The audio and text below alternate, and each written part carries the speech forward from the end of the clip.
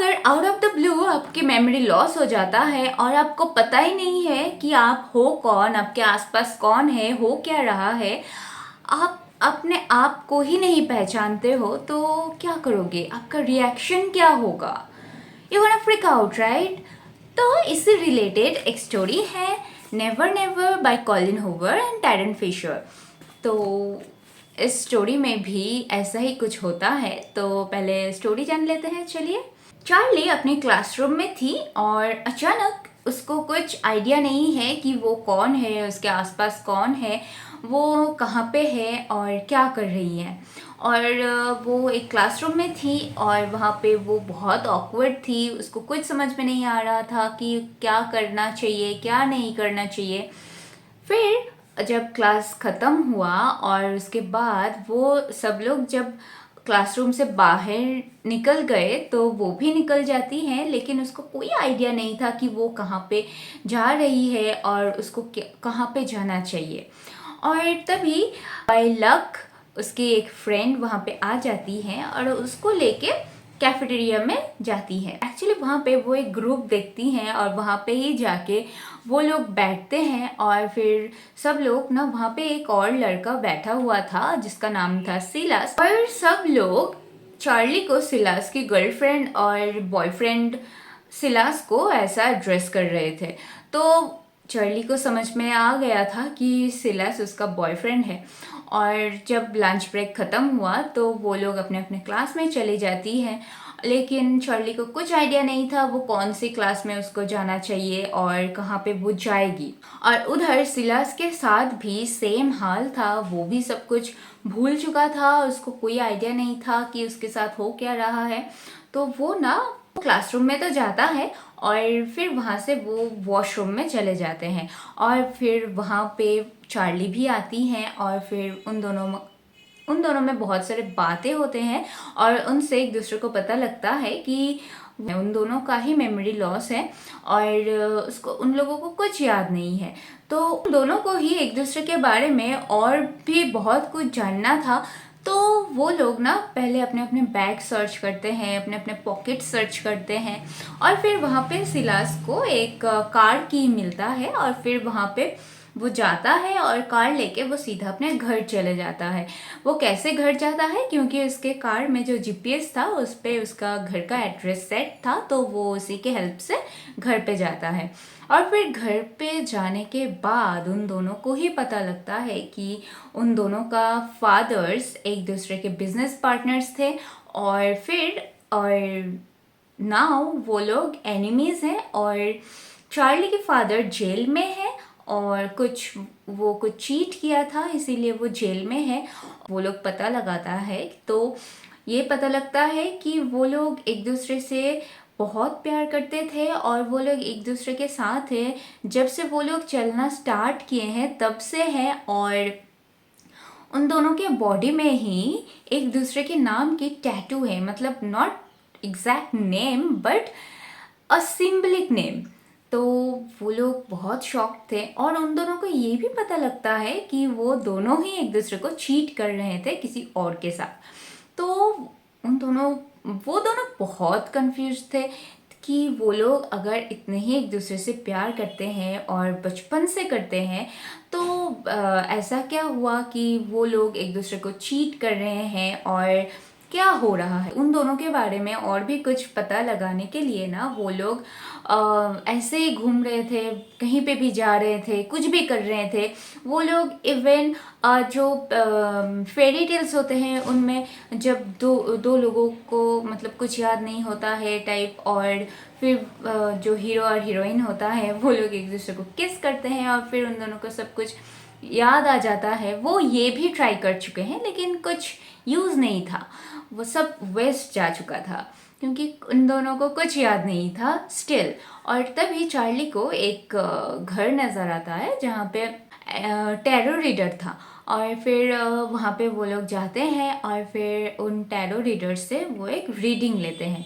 तो वो लेडी ना उन दोनों को ही बहुत डरा देती हैं और सिलास को पहले से ही ये था कि वहाँ पे नहीं जाना चाहिए, वो शायद कुछ फ्रॉड हो सकता है, उन दोनों को और भी डरा रही है।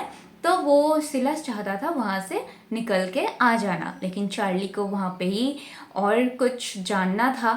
तो वो लोग जब बाहर आते हैं उस घर से, तो ना उन दोनों में एक छोटा सा फाइट हो जाता है और चार्ली एक कैब लेके चली जाती है और सिलास अपना कार लेके घर चले आते हैं।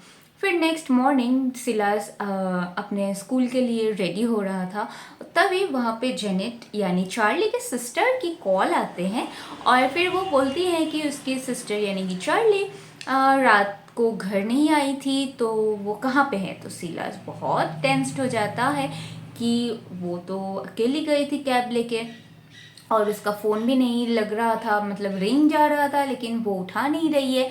तो सिलास जाता है अपने कार में और फिर दिखता है चार्ली के पर्स और उसका फ़ोन उसके कार में ही रह गया है। तो वो बहुत टेंस्ड हो चुका था, तो वो ना वहाँ से ढूंढना स्टार्ट कर देते हैं। स्कूल जाता है और फिर वहाँ से बहुत वो टैरो रीडर के पास जाता है, वहाँ पे भी चार्ली नहीं थी और वो बहुत जगह पे ढूंढता है लेकिन चार्ली नहीं मिलती है। तो ना वो एक रोड पे साइड पार्क कर देता है और फिर वहाँ पे वो बहुत मायूस होके बैठा हुआ था और फिर उसके नज़र ना कुछ पेपर्स पे जाते हैं और फिर वो जब वो पेपर्स देखता है तो उसको और एक शॉकिंग न्यूज़ पता लगता है कि वो ना उसका जो मेमोरी लॉस है वो फर्स्ट टाइम नहीं था, उसके पहले भी 2 टाइम्स हो चुका था और वो शार्प 11 AM को होता है और एवरी 48 आवर्स आफ्टर ये सब कुछ होता रहता है। तो वो बहुत शॉक था और 11 बजने में बहुत कम टाइम बचा था, लाइक 10 और 15 मिनट्स। और उस टाइम में सिलास जो भी कुछ नोट कर सकता था वो सब वो नोट कर लिया था, ताकि उसको इम्पोर्टेंस जो पॉइंट्स थे उसको पता लगे और चार्ली को वो ढूंढने में जल्दी से जल्दी ढूंढ सकते हैं। और फिर ना वो ये भी लिख के रखता है कि चार्ली को ढूंढना है और फिर 11 बज जाता है और उसके बाद उसका मेमोरी फिर से लॉस हो जाता है और फिर सिलास वो सब कुछ नोट्स देखते हैं और सब कुछ देखने के बाद उसको पता लगता है कि उसके साथ ऐसा ऐसा कुछ हो रहा है और चार्ली के साथ भी हो रहा था। और फिर वो ढूंढता है लेकिन कहाँ पे ढूंढेगा, उसको कुछ याद नहीं है, वो क्या पहनी थी ये भी याद नहीं था सिलास को, और चार्ली दिखती कैसी है वो भी सिलास को नहीं याद है।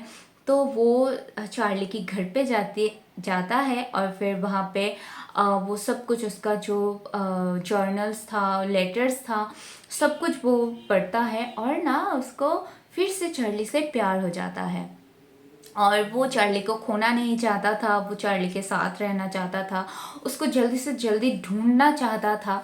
और वो ना उसके ब्रदर लैंडन जो कि उससे छोटा था और वो उसको सब कुछ बता देता है सिलास की उसके मेमोरी लॉस के बारे में। पहले तो वो बिलीव नहीं कर रहा था लेकिन बाद में वो मान जाता है और फिर वो दोनों मिलके चार्ली को ढूंढ भी लेता है। और उसके बाद ना फिर से 48 आवर्स होने में कुछ ही टाइम बचा हुआ था, तो वो चार्ली को लेके एक होटल रूम जाता है और वहाँ पे चार्ली को वो सब कुछ सच सच बता देता है कि उन लोगों के साथ ऐसा कुछ हो रहा है, ये सब कुछ होने वाला भी है। और तभी चार्ली भी कुछ टेंस थी। फिर लेकिन जब नेक्स्ट मॉर्निंग जब 11 बजने वाले थे तो सिलास ना अपने मेमोरी लॉस नहीं होना, मतलब मेमोरी को खोना नहीं चाहता था, वो उसको भूल जाना नहीं चाहता था चार्ली को, वो उसके साथ ही रहना चाहता था। तो ना वो लोग फिर से किस करते हैं और उसके बाद जब 11 बज जाता है, लेकिन तब ना सिलास को सब कुछ याद रह जाता है लेकिन चार्ली सब कुछ भूल जाती है। फिर चार्ली को फिर से वो सब कुछ बताता है और वो लोग ना ये फिगर आउट कर लेता है कि उन दोनों का मतलब सोलमेट कनेक्शन है और वो लोग एक दूसरे के लिए ही बने हैं। और ये भी उन दोनों को लगता था कि क्योंकि वो लोग अलग हो चुके थे इसीलिए उन लोगों के साथ ये सब कुछ हो रहा था, क्योंकि यूनिवर्स भी चाहता था कि वो लोग एक साथ रहे, वो लोग एक दूसरे के लिए ही है। तो वो चार्ली उसको ये बोलता है कि तुम मुझसे प्यार करने लगे हो, लेकिन मैं तुम्हें प्यार नहीं करती हूँ, लेकिन तुम्हारे पास सिर्फ 36 आवर्स हैं। तुम you make me fall in love with you. Then Silas भी उसको अपने काम में लग जाता है और वो चार्ली को इम्प्रेस कर देता है और चार्ली उससे प्यार भी करने लगती है। और फिर जब फिर से 11 बजने की टाइम आई तो वो लोग बहुत बहुत सैड थे, क्योंकि अब चार्ली और सिलास दोनों ही एक दूसरे को भूल जाना नहीं चाहते थे और एक दूसरे के साथ रहना चाहते थे। वो लोग एक दूसरे को खोने से डर रहे थे। वो लोग एक हो जाते हैं और फिर 11 बज जाते हैं और फिर चार्ली इस बार चार्ली कुछ नहीं भूलती है, रैदर उसको सारी बातें याद आ जाता है और सिलास को भी ये सारी बातें याद आ जाता है। और इसके बाद ये जो स्टोरी है ये ख़त्म हो जाता है। After reading this book I am kind of regretting it. I don't know why. मतलब I never said it after reading Colin Hoover book, but this book is something else. मतलब क्या है, तो लोग भूल जाते हैं और कुछ भी हो रहा है इसमें। I didn't like this book that much, क्योंकि कोई सेंस ही नहीं था। मतलब भूल रहे हैं कुछ। अगर ये फैंटेसी होता, this book is kind of fantasy but not really, क्योंकि अगर ये फैंटेसी होता तो उन दोनों का जो भूल जाने का रीज़न होता तो वो होता या तो कुछ कर्स मिलता था या तो कुछ होता था। लेकिन यहाँ पे out of the blue universe आ जाता है, आउट ऑफ द ब्लू सब कुछ हो रहा है। तो I didn't understand and it took me long time to read and understand, क्योंकि हाँ इंटरेस्टिंग तो है लेकिन जो स्टोरी है ना वो इतना इंगेजिंग नहीं लगा, क्योंकि एक ही चीज़ होते ही जा रहा है। तो I didn't find it that much good. और यस, अगर आप लोग पढ़ना चाहते हैं तो ये पढ़ सकते हो। और हाँ, स्पाइस तो थोड़ा बहुत है इसमें। और इसमें ना 3 पार्ट्स हैं और शॉर्ट्स चैप्टर्स हैं, जो कि बहुत अच्छा है। और इसमें ना सिलास और चार्ली की जो कैरेक्टर को डिफाइन किया गया है अकॉर्डिंग देयर ज़ोडिएक साइन, और वो इंटरेस्टिंग है। और उन दोनों का जो ज़ोडिएक था उनके अकॉर्डिंग उन दोनों का लव स्टोरी कैसा होगा, kind of tarot reading like that है इसमें। और कुछ 46 और 45 समथिंग चैप्टर्स हैं इनमें। आप लोग बहुत पूछते हो तो मैं पहले ही बता देती हूँ। और यस, यही है। मुझे इतना अच्छा नहीं लगा। अगर आपको पढ़ना है आप लोग पढ़ सकते हैं। और यस, यही था आज का बुक समरी वीडियो। अगर आपको अच्छा लगे तो प्लीज़ एक लाइक कर देना और चैनल पे अगर नए हो तो सब्सक्राइब ज़रूर कर देना। मिलते हैं नए किसी बुक के साथ, नए किसी वीडियो में। तब तक के लिए take care, tata, thank you.